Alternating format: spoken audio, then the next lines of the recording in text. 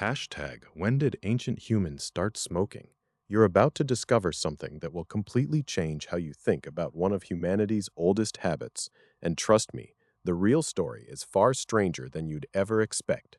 Most people think smoking is a modern problem, something that started in the 20th century when cigarette companies began their aggressive marketing campaigns. But the truth? Humans have been smoking for thousands of years, and not always what you'd think. The earliest evidence takes us back further than you can probably imagine. We're talking about 10,000 years ago, maybe even longer. Archeological digs in China revealed something shocking. Researchers found ancient pottery with residue that could only be explained one way. People were burning plants and inhaling the smoke, not for pleasure, not yet anyway. They were doing it for something far more important: medicine. Indigenous cultures across the world independently discovered that burning certain plants and breathing in the smoke could treat pain, reduce fevers, and even help with respiratory issues. The ancient Chinese used it. So did cultures in Mesoamerica and Africa. The fact that this happened in completely separate civilizations tells us something crucial. Humans figured out smoking worked, and we figured it out remarkably early. But here's where it gets interesting. The jump from medicinal use to recreational use happened in Central America. The Mayans and Aztecs weren't just smoking plants for health reasons, they were doing it in rituals, in ceremonies. Some of the earliest visual evidence comes from Mayan carvings showing people smoking tubes that historians believe contained tobacco and other psychoactive plants. For centuries, smoking remained a spiritual and medicinal practice.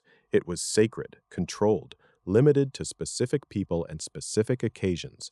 Then everything changed. When European explorers landed in the Americas in the late 1400s, they encountered something entirely new. Indigenous peoples were smoking tobacco casually, socially, like we might have a cup of coffee today. The Europeans were fascinated, some were horrified, but most were intrigued. Within a generation, smoking had spread across Europe like wildfire. By the 1600s, it wasn't just accepted, it was fashionable, it was everywhere. Kings and peasants alike were buying tobacco and smoking it in pipes. The addictive properties that indigenous peoples had known for centuries were now working their magic on an entirely new population with no immunity to the habit. Here's what's absolutely mind-blowing, though. Before the 1600s, smoking was actually declining in many parts of the world. In China, in the Middle East, in parts of Africa, the medicinal and spiritual uses had faded away.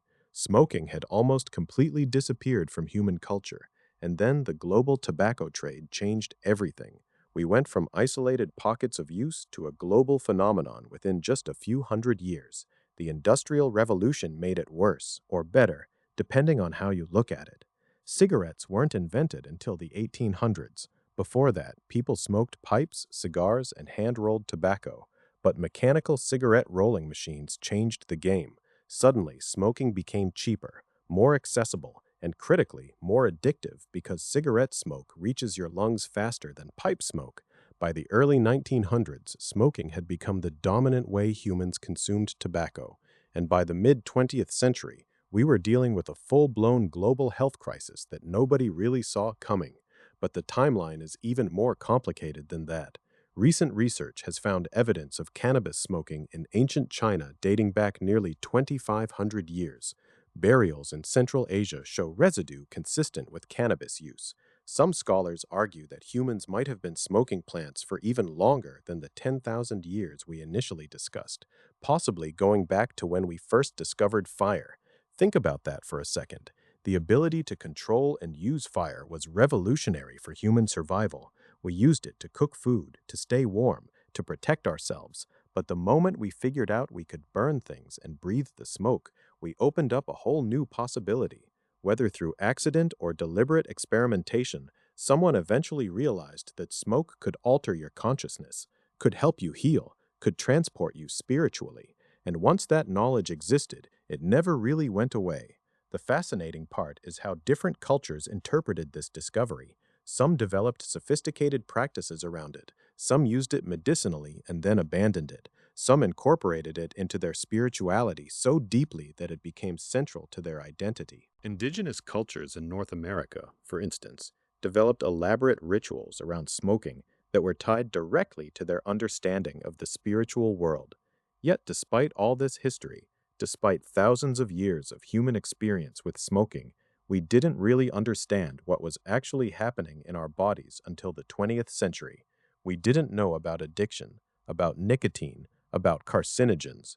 We were smoking blind, essentially, just following patterns that had been established centuries before modern science could explain them. The real tragedy is this: if ancient cultures had somehow maintained their original approach to smoking, controlled, ceremonial, medicinal, we might have avoided the massive health crisis that unfolded. But the collision between indigenous knowledge and European capitalism created something entirely new, something that stripped away all the tradition and ritual and replaced it with marketing and addiction.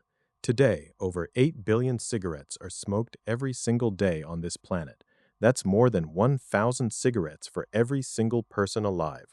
We're more addicted to smoking than we've ever been in human history, not because humans are inherently drawn to it, but because we've created the perfect chemical delivery system, wrapped it in advertising, and made it as accessible as buying a bottle of water. So when did humans start smoking? The answer depends on how you define smoking. If you're talking about intentionally inhaling smoke, we've been doing it for at least 10,000 years. If you're talking about cigarette smoking specifically, it's only been about 150 years. But if you're talking about smoking becoming a dominant global behavior that affects billions of people daily, that transformation happened in just the last 500 years. What started as a medicinal and spiritual practice became a global epidemic in the blink of an eye, historically speaking, and that should tell us something important about how quickly human behavior can shift when the right conditions align.